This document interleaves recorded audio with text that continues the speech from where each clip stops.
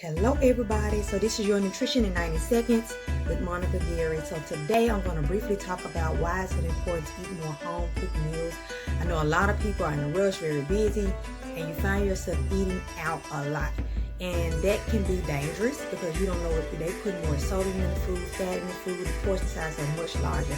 So I would just encourage you to take small steps and to try to cook more at home, even if you have to plan ahead. So a lot of times when you're cooking at home, you know what you put in your food, you can control your ingredients.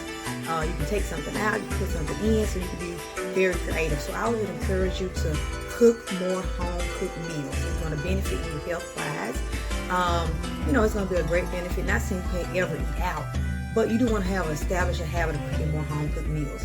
And also when you're eating out, like I said, the portions are really large most times. They put in all kind of butter, all kind of fats. They just put what they use, where they are in your foods. So you do want to make sure you take care of your health. So just a small step, maybe just cooking for you, maybe 3 times a week. If you're eating out most days of the week, is going to be benefit to you. So remember, small steps equals big change.